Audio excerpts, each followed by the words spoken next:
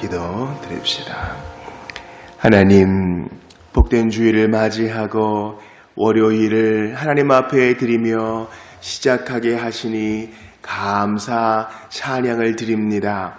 오늘도 우리 하나님의 선하심을 만끽할 수 있는 하루 매 순간이 되게 하여 주시옵소서. 자칫 잘못하면 마음 지키지 못하여 시편 기자가 얘기한 것처럼 미끄러질 수 있는 때이오니 하나님 아버지, 더욱더 마음에 파수꾼을 세우고 입술과 눈에 파수꾼을 세워 하나님 백성의 정도를 벗어나지 않도록 성령이여 지켜 보호하여 주시옵소서.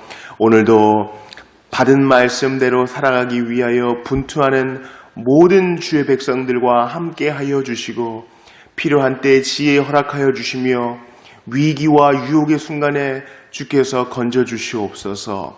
이 아침에 눈만 감으면 생각나는 간절한 개인의 기도 제목, 교회와 특별히 이 사회의 기도 제목을 가지고 간구할 때에 주께서 포기하지 않는 마음 주시사 열렬히 메어 달리며 기도하는 자들이 합당한 열매와 응답을 맛볼 수 있도록 주여 역사하여 주시옵소서. 기도할 때 병자가 낫고 기도할 때 우둔한 자의 지혜가 트이며 기도할 때 막혔던 문들이 열리는 것을 고백하오니 이러한 경험들을 다시 한번 소유하는 놀라운 기도자들이 되게 하여 주시옵소서. 함께 하심에 감사드리고 로마서 말씀을 통하여 오늘도 우리에게 깨달음 주시는 예수님 이름으로 기도합니다.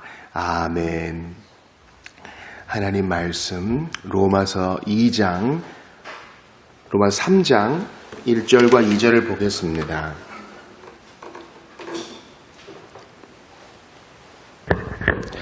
로마서 3장 제3장 1절과 2절을 우리 합독하겠습니다.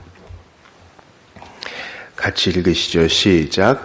그런즉 유대인의 나음이 무엇이며 할례의 유익이 무엇이냐? 범사에 많으니 우선은 그들이 하나님의 말씀을 맡았음이니라. 아멘. 제가 다시 한번 봅니다. 그런즉 유대인의 나음이 무엇이며 할례의 유익이 무엇이냐? 범사에 많으니 우선은 그들이 하나님의 말씀을 맡았음이니라. 아멘.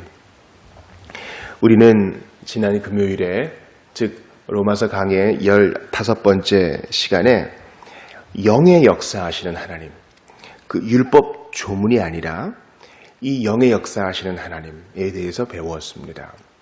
즉 겉으로 할례 받는 것보다 더 중요한 것이 있으니 바로 영에 받는 것이다 하면서 창세기 15장, 16장, 17장 말씀을 드렸지요. 먼저 창세기 15장에서 아브라함이 여호와를 믿으니 이것을 그의 의로 여기셨다 함이 이 복음이 이미 창세기에서도 반짝거리며 계시되었다는 것을 배웠습니다. 그리고 16장에 이스마엘 사건이 있고 17장에서야 비로소 주님이 99세 된 아브라함에게 이제 아들의 약속을 주시고 그의 이름도 바꾸어 주시며 남자들이 할례도 받게 하십니다. 그러니까 할례보다 먼저 되어지는 것 무엇입니까? 바로 믿음이에요. 하나님과의 개인적인 관계 회복입니다. 회개와 믿음이 먼저 온 이후에 의식이 따라와야 하는 것입니다. 세례 얼마나 감동적인 일입니까? 태어나가지고 처음 교회에 방문한 유아가 그날 부모의 엄숙한 선서와 함께 세례를 받을 때 얼마나 놀랍습니까? 그렇게 세례받은 아이가 정한 나이가 되어서 입교할 때 또 얼마나 복됩니까? 그러나 그 복된 의식 이면에 먼저 영의 변화가 있어야 의미가 있다 하는 것입니다. 바울이 지금 무슨 얘기하는 겁니까? 육신의 할례 자랑하느라 정작 자신은 돌아보지도 못하고 남 판단하고 앉아있기만 하는 유대인, 지금 그들을 향하여 얘기하는 겁니다. 성찬도 받습니다. 헌금도 열심히 하고요. 교회의 절기도 잘 지킵니다. 이제 우리가 많은 교회들이 어제 추수감사주일로 지켰잖아요. 이렇게 절기도 지킵니다. 그런데 저는 한 교회에서 절기를 앞두고 이런 광고하는 것을 들었습니다. 중직자들은 절기 때에 절기 헌금만큼은 11조만큼 드려야 된다. 이것은 제가 직접 들었던 것입니다. 그것이 바로 서초동의 모 교회로부터 시작됐다는 것을 또 알게 되었습니다. 하나님 앞에 많이 드리는 것은 좋은 일이죠. 그러나 그것을 하나의 의무조항으로 딱 못 박아두면요, 거기에 걸려 넘어질 형제가 있어요. 우리가 로마서 앞으로 계속 읽어나가면 고기 문제가 나오잖아요. 모든 음식은 다 정결한 것이야. 그러나 이것 때문에 형제를 넘어지게 할 수는 없다. 이것이 바울의 논지입니다. 유대인들은요, 많은 특권을 가지고 있었지만 그 특권 때문에 자기도 넘어지고 지금 남도 넘어지게 할 형편에 놓였다는 것입니다. 우리가 이거 참 주의해야 돼요. 그래서 예레미야와 에스겔 선지자가 그렇게 강조했던 마음의 변화. 내가 너에게 새 영을 주어. 이거 아니면 허례허식에 빠진 사람은 소망이 없어요. 참 우리 사람은요, 딱 이야기 보따리를 풀어놓으면 누구나 다 이 깔때기 이론이죠. 다 자기 자신에게 집중이 되게 돼 있습니다. 내가 누구에게 뭘 해줬고, 누구에게 뭘 도와주었고, 누구를 위해서 이런 걸 좀 참아줬고, 이런 게 알게 모르게 내 마음에 이 보물창고에 하나씩 쌓여 있으면 하늘에서의 상이 주는 거예요. 참 조심해야 됩니다. 잊어야 돼요. 주님이 기억하심을 믿으면서 잊어야 됩니다. 그게 혹여라도 내 자랑되면은요, 결정적일 때 내 의가 돼가지고 목에 핏대가 선다니까요. 정말 조심해야 됩니다. 정말 조심해야 돼요. 제가 한때 이런 것을 들은 적이 있어요. 어떤 사람에게 베풀기를 좋아하는 사람입니다. 근데 결정적으로 자기가 어려운 때가 되니까요, 내가 어떻게 해줬는데, 내가 그 사람을 어떻게 대우했는데, 내가 얼마나 오래 참아줬는데, 이것이 마치 끊어지지 않는 구슬처럼 계속 이어져 나오는 겁니다. 그때 하나님께 돌아갈 영광은 반사되지 않는 겁니다. 우리 항상 조심해야 되겠어요. 예수님이 질책하셨던 바리새인과 서기관들, 종교 지도자들, 바리새인의 모습이 주여 우리에겐 없게 하소서, 늘 조심하게 하소서, 이 기도가 끊어지지 말아야 할 것입니다. 자, 본래 이제 바울이 2장 17절부터 얘기한 것은 3장 8절까지 이어져야 합니다. 그러므로 우리가 이 성경의 구분이 항상 무오하다라고 여기서는 안 됩니다. 계속 똑같은 흐름으로 지금 3장으로 넘어왔습니다. 즉 유대인의 교만과 허례허식에 대해서 지금 무너뜨리는 거예요. 그런즉 유대인의 나음이 무엇이며 할례의 유익이 무엇이냐. 지금 바울이 할례에 대해서 얘기하고 육신의 할례보다 영의 할례가 더 중요하다, 이것을 얘기하면서 갑자기 논조를 바꿔요. 그러면 유대인 아무것도 아니냐, 이런 거예요. 오히려 이방인이 더 양심대로 다 살면 유대인 그러면 아무것도 아니냐. 아브라함을 부르시고 아브라함이 하나님, 이삭이 하나님, 야곱의 하나님으로 계속 이어져가는 구약성경 아무것도 아니냐.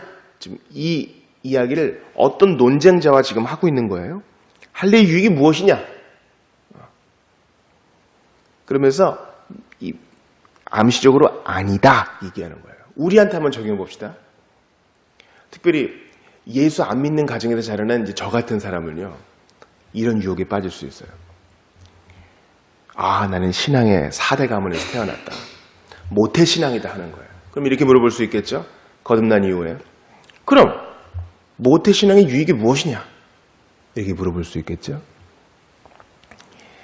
유아 세례를 받았어도 아직까지 스스로 판단할 나이가 되지 않았다고 여겨지는 어린아이들은 아직 성찬을 받지 못합니다. 성찬의 유익이 무엇이냐? 왜냐하면 성찬을 직접 먹는 것보다 마음으로 믿어 변화되는 게 더 중요하다 그러니까 그거 아무것도 아니야 이렇게 얘기할 가능성이 있겠죠. 모태신앙 그거 아무것도 아니야, 내가 믿는 게 중요해, 이렇게 얘기할 위험이 있을 수 있겠죠. 세례, 저는 이런 사람도 봤습니다. 아, 세례 믿는 게 더 중요해. 의식은 아무것도 아니야. 그래서 성인이 되어서 늦추다가 이제 주변 사람들이 권고해서 늦게 성인 세례를 받는 사람 봤어요. 의식이 무엇이냐? 내가 지금 믿는 게 중요하지 허례허식으로 세례 의식에 참여한 사람 아무것도 아니야. 이렇게 얘기할 위험이 있는 거예요. 우리는요, 믿는 자들 안에서 아주 대단한 분파가 있는 걸 알 수 있어요. 이른바 이 유아 세례를 믿느냐, 지지하지 않느냐 이거예요. 이 할례가 우리 신약 성경에서는 세례로 넘어왔잖아요.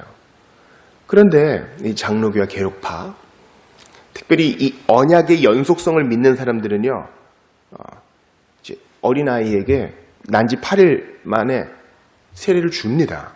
부모가 언약의 자손이면요. 근데 이걸 믿지 않는 사람들이 있어요. 이른바 제세례파, 이른바 근원적인 종교개혁자들, 우리 침례교 형제들을 비롯해서 순복음 형제들은요, 유아세례 안 믿어요. 왜냐하면 목에 핏대를 서고 얘기합니다. 오직 신약 성경에는 믿은 사람만 세례를 받게 돼 있어. 그러면서 물어볼 수 있겠죠. 유아세례의 유익이 무엇이냐? 그래, 아무것도 아니네. 맞죠. 마음이 믿는 게 중요해. 그래, 아무것도 아니야. 이렇게 얘기할 위험에 빠지는 거예요. 한때 서로 방언을 받겠다 그럴 때, 그래, 방언을 받아야 모든 선물이 이 방언이라는 호수와 통로를 통해 내게 임하는 거야. 다른 건 아무것도 아니야. 그렇게 얘기할 수도 있는 거예요. 오직 마음으로 믿어 구원을 얻는 것이 맞죠? 그런데 그 모든 것들을 다 아무것도 아닌 것처럼 여길 가능성이 있는 거예요.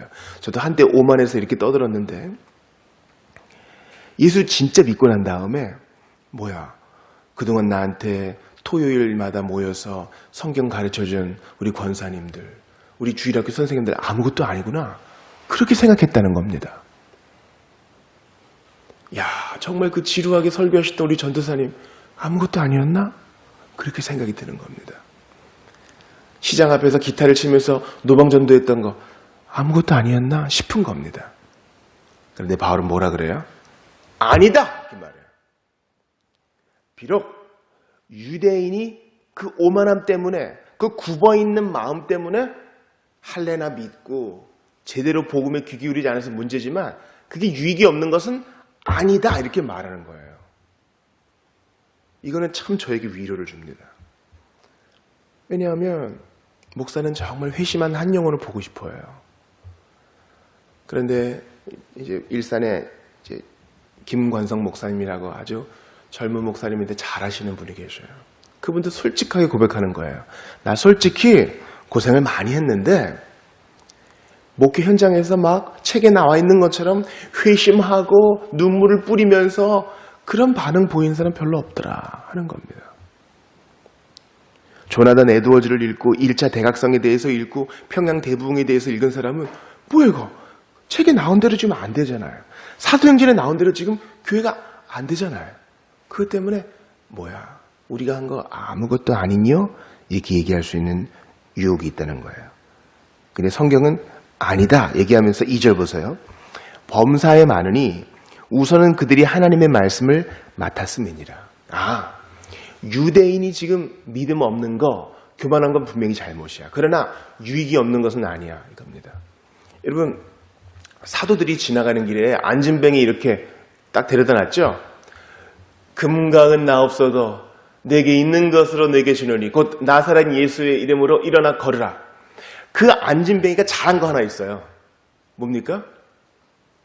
누가 거기다가 사도들이 지나가는 길목에 그 양반을 갖다 놔준 거라고요. 그죠?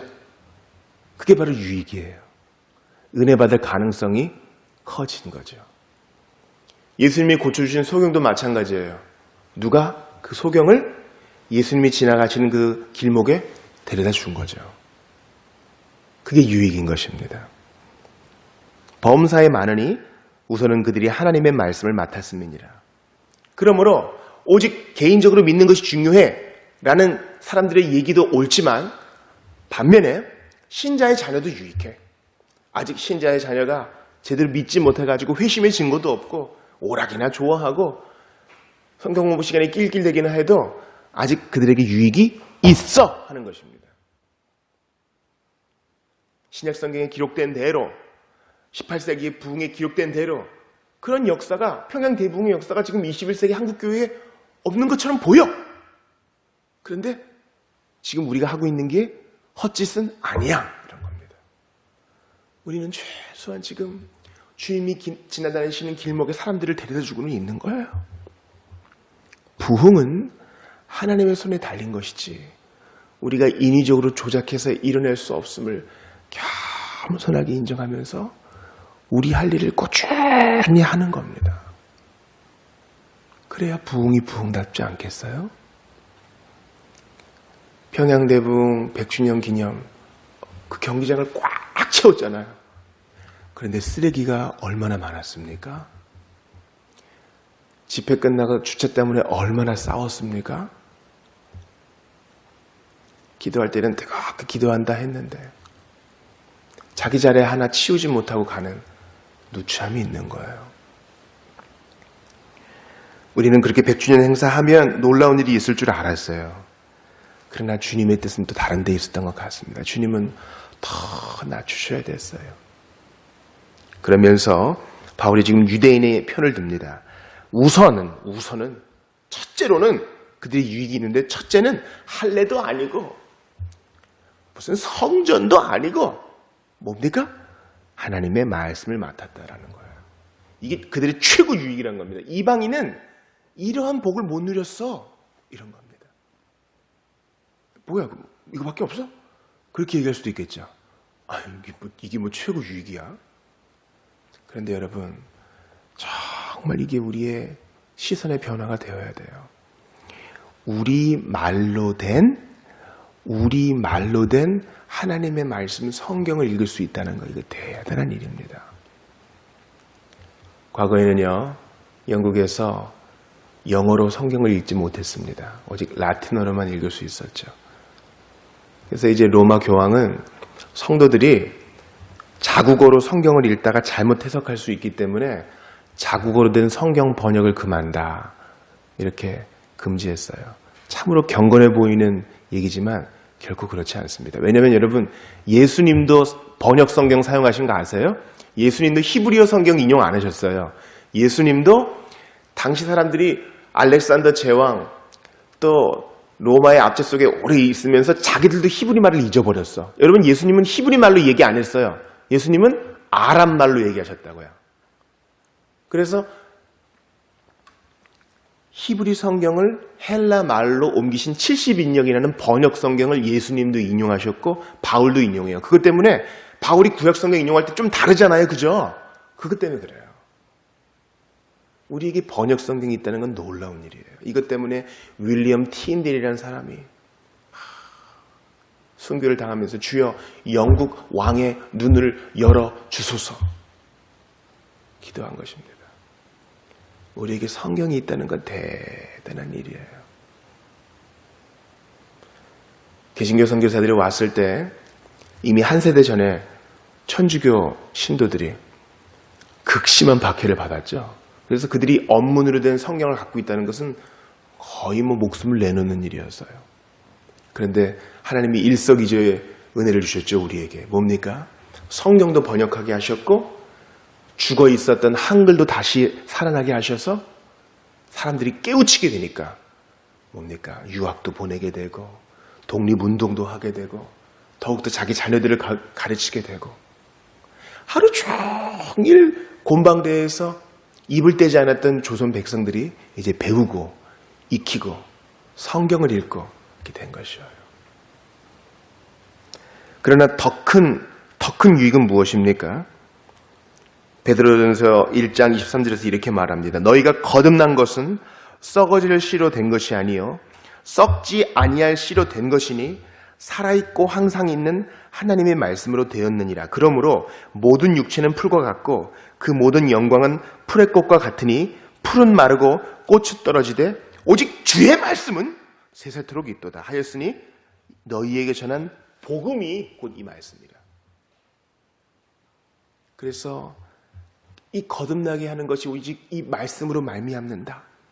디모데후서 3장에서 말한 것처럼 성경은 구약 성경이에요. 구원에 이르는 지혜가 있게 한다. 여러분, 그래서 과거에 20세기 근 50년간의 복음주의 교회들이 뭐야? 교회 왔더니 그냥 멍하니 앉아있기만 하고 목사는 말하고 성도는 듣고 이게 뭐야 이게? 우리 다 같이 하는 거 합시다. 그래서 설교를 5분으로 줄이고요. 성도들이 다 같이 하는 드라마, 성도들이 다 같이 하는 싱얼롱, 성도들이 다 같이 웃고 즐길 수 있는 만담 이런 것으로 좀 채워보려고 했어요. 50년이 지난 이후에 윌리오 크릭 커뮤니티 처치에서 보고한 보고서에서는 우리가 잘못했다 하는 것입니다. 그래서 BRIBS가 주중 성경 공부를 강화하고 주일에 구도자들을 위한 예배를 만들기는 만들되 성도들을 위한 더 깊이 있는 예배와 강해를 강조하게 되는 거예요. 우리는 실패했습니다. 오직 설교라야 하는 것입니다. 오직 하나님의 말씀으로야 하는 것입니다. 이게 주님의 미련한 방법이지만 가장 지혜로운 방법이에요. 야고보서도 똑같은 얘기합니다. 야고보서 1장 18절에 그가 그 피조물 중에 우리로 한 첫 열매가 되게 하시려고 자기의 뜻을 따라 진리의 말씀으로 우리를 낳으셨다. 그러니까 지금 야고보서 1장 8절도 거듭남에 대해서, 베드로 사도도 이 거듭남에 대해서 오직 말씀으로만 가능하다 이렇게 얘기해요. 그러니까 엄밀히 말하면 말씀을 통해 성령과 함께 우리가 거듭나는 거예요. 그러니까 오늘도 아이들이 너무 장난만 쳤어. 오늘도 저분 오랜만에 오셨는데 계속 졸기만 하셨어. 이렇게 낙심만 할 것이 아니라 유익이 없느냐? 바울이 말한 것처럼 그렇지 않다. 첫째는 그들이 이 노출된 자리에 오지 않았느냐? 이것입니다. 여기에 큰 위로를 가지고 끝까지 소망 꺾지 말아야 돼요. 여러분 이제 계속 로마서 읽어나가면 자기 동족을 향한, 자기와 같은 유대인들을 향한 바울의 마음이 얼마나 들끓어요. 우리 동족 하나님이 버리셨느냐? 결코 그렇지 않다 하는 것입니다. 한때는 주일학교도 다니고 성경 공부도 하고 열심히 교회도 다녔지만 지금은 낙심한 사람, 하나님이 버리셨느냐? 그렇지 않다. 끝까지 대봐야 한다 하는 것입니다. 그러므로 우리 부지런히 이 말씀을 증거하고 사랑하고 전파합시다. 포기하지 말고 말씀의 씨앗이 뿌려지는 사람 열매 맺게 해달라고 간구해야 합니다.